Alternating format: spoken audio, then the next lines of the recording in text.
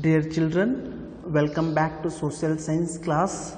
In this class, we are going to discuss about the history chapter.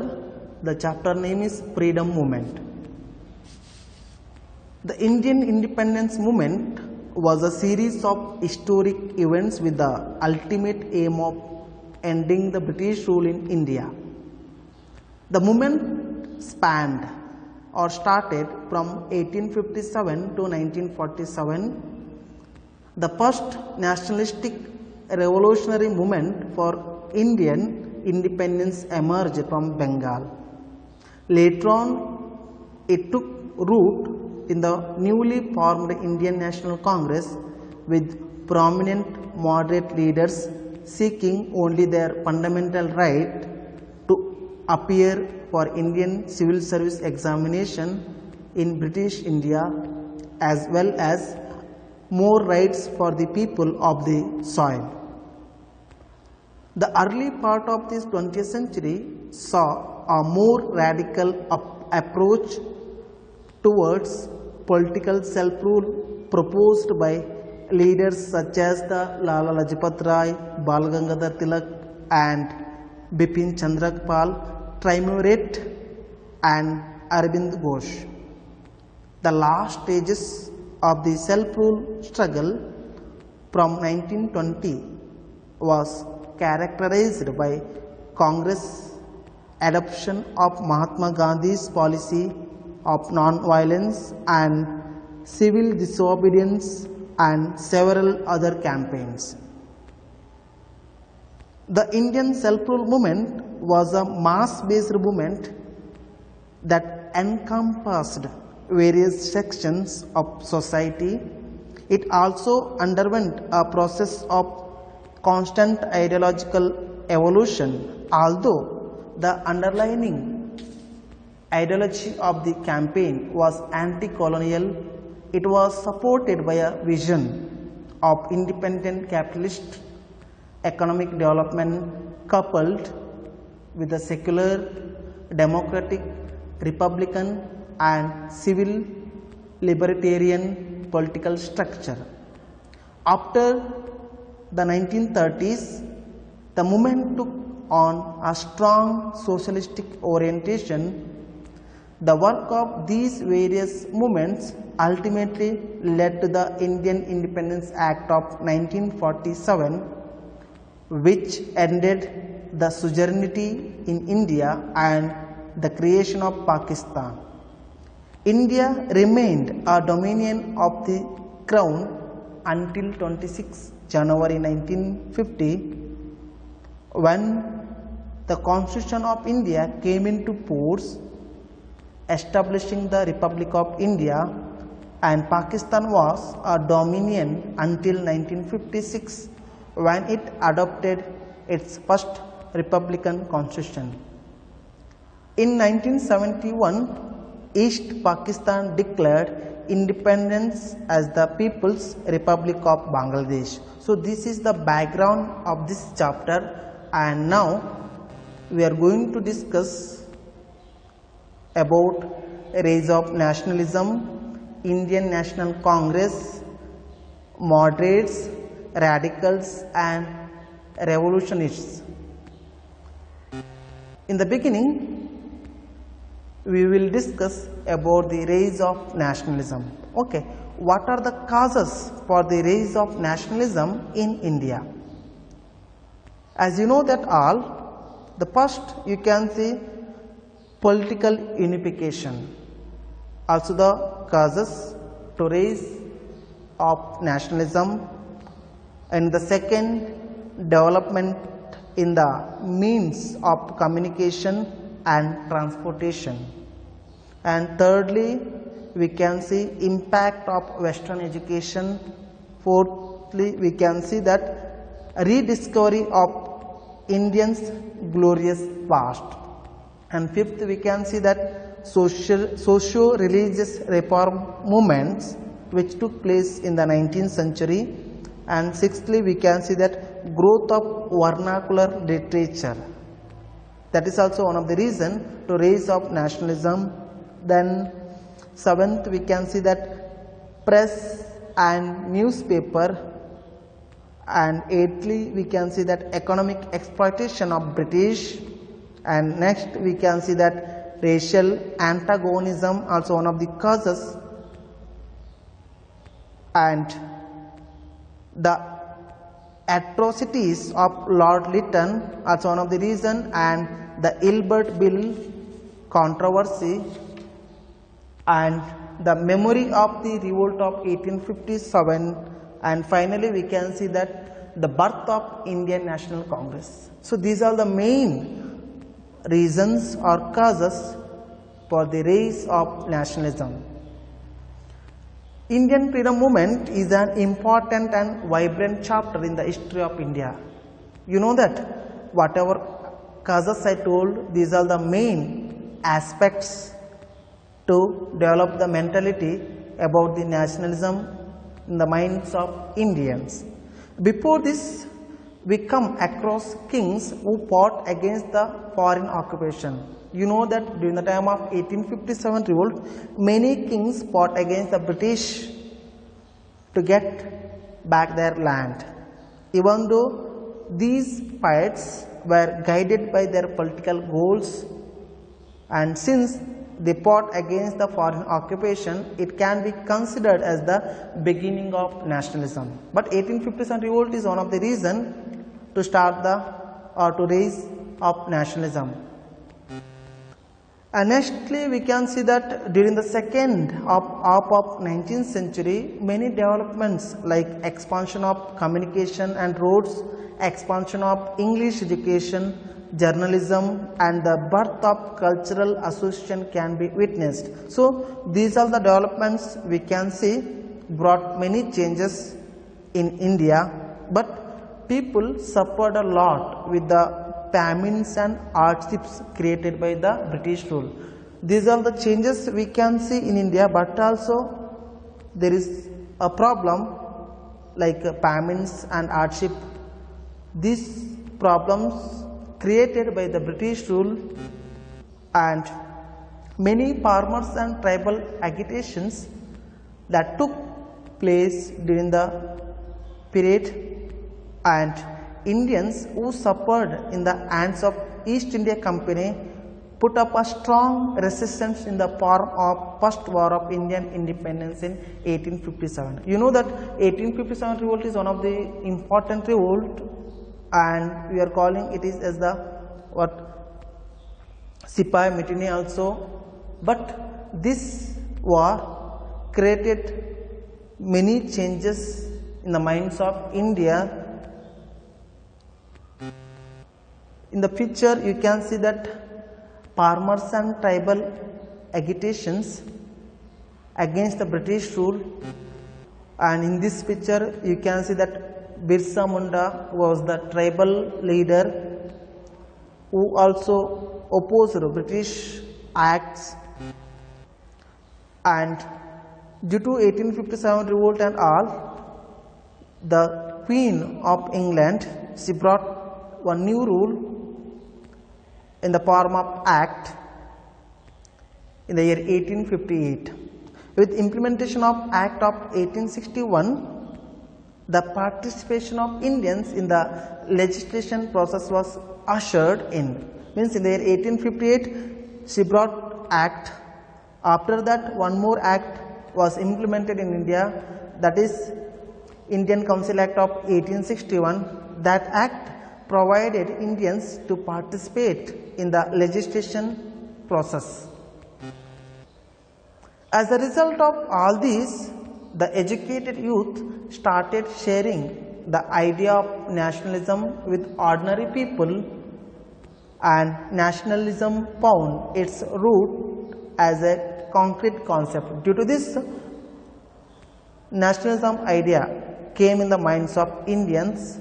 So later on, Indian National Congress is the institutional expression of this. Means later on, the educated people only started association or organization which is called as Indian National Congress to take step ahead against the British government. Let us discuss the establishment of the Indian National Congress. The Indian National Congress, which was established on 28 December 1885, the Indian National Congress was founded at Gokuladas Tejpal Samskrit College in Bombay with 72 delegates in attendance. Means in the beginning only 72 members were participated, and they conducted its first meeting at Bombay under the chairmanship of Umesh Chandra Banerjee. Hume assumed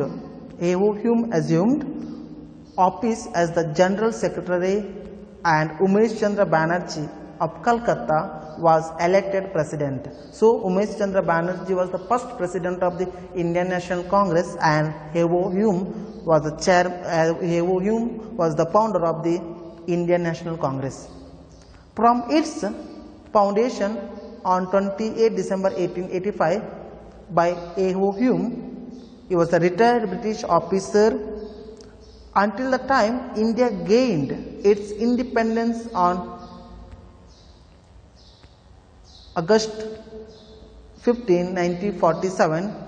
The Indian National Congress was the central and defining influence of the long Indian independence movement. So you can see, behind the freedom movement, Indian National Congress had given much support to bring independence for India. So many educated youth provided leadership to various associations which had nationalistic outlook. So before Indian National Congress, or before establishing or before foundation of the Indian National Congress, in India many associations were there. These associations also focusing about the freedom movement, like the Hindu Mela, All Indian Association, Pune Public Sabha, and the Indian associations are important. And many newspapers opposed the stance of the government.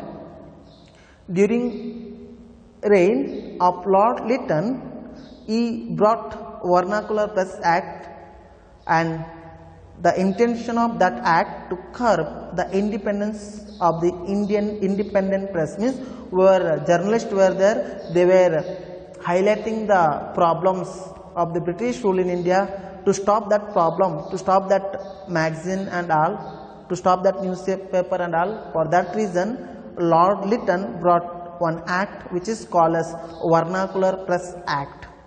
All this development inevitably led to the establishment of the Indian National Congress. So in the picture you can see Lord Lytton, who brought or who implemented Vernacular Press Act, and you can see that later on the Indian National Congress, which changed the direction of Indian political history, was born in a national convention held at Bombay in 1885. Before only I discussed about the establishment of the Indian National Congress. So it's conducted first meeting at Bombay under the leadership of W.C. Banerjee. In the picture you can see W.C. Banerjee, and later on they made strong group to spread the nationalism across the country. Hume played an important role in formation of Indian National Congress. In the picture you can see the first meeting or convention held at Bombay in 1885. In that convention 72 members or delegates were present. So in the picture you can see Hume, he was the founder of the Indian National Congress. So he was a retired British civil servant and met political leaders in different cities in India to form Indian National Congress. He visited cities like Madras, Bombay and Calcutta and discussed the various issues of public importance. Finally, as a result of this deliberation, the Congress declared that achieving national unity as its primary aim during its first national convention. Means in the first meeting, they declared that achieving national unity, bringing the unity among the Indians, is the primary aim of the Indian National Congress. So it tried to achieve unity among the diverse cultural and social paths of India. The leaders of this period also had the commitment to achieve it. Means many leaders supported for the Indian National Congress to bring unity among the Indians.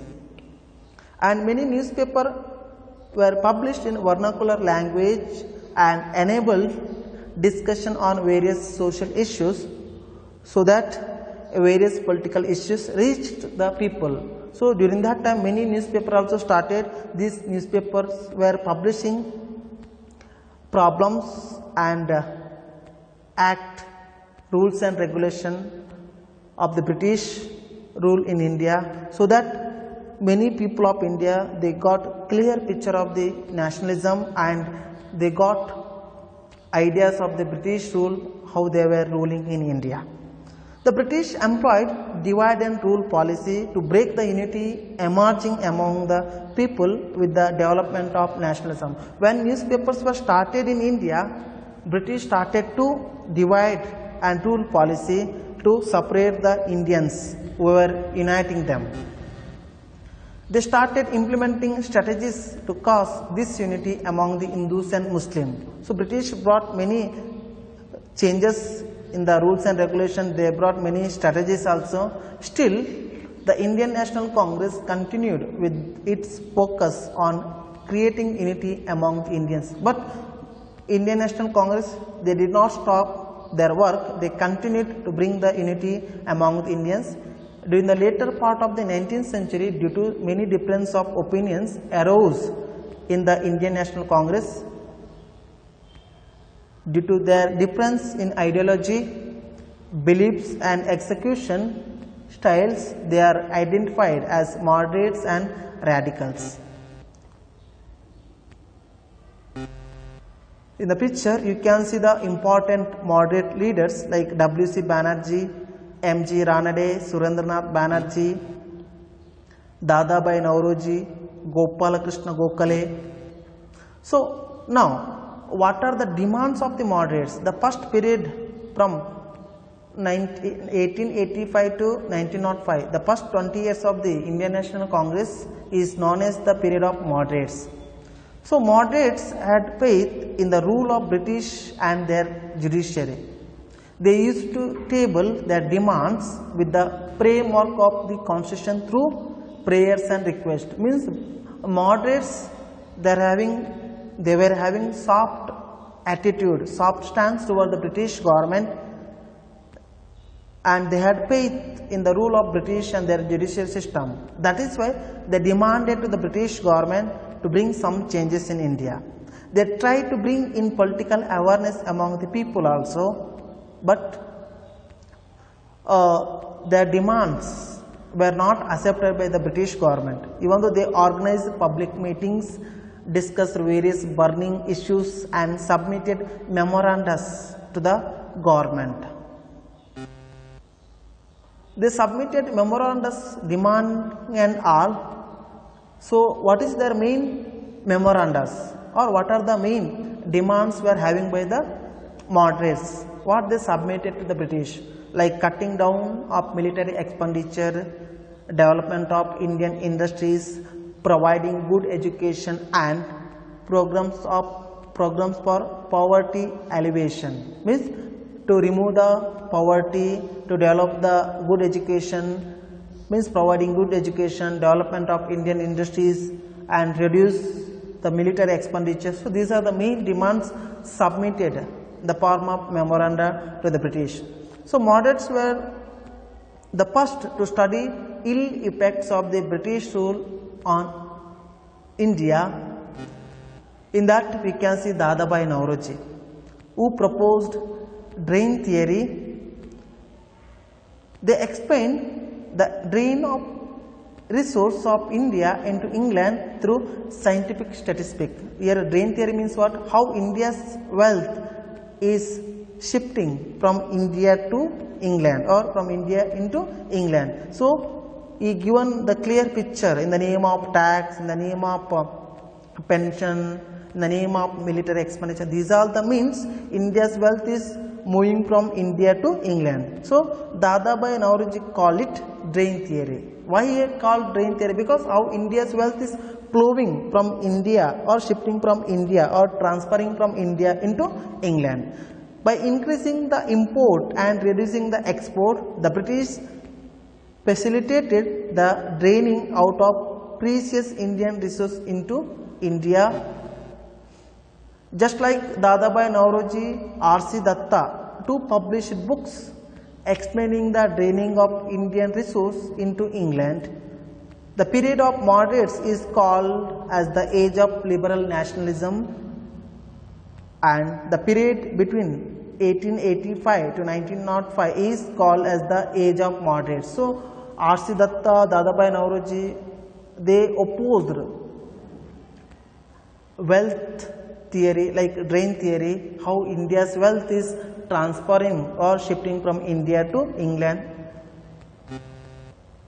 And next we are going to discuss about the radicals.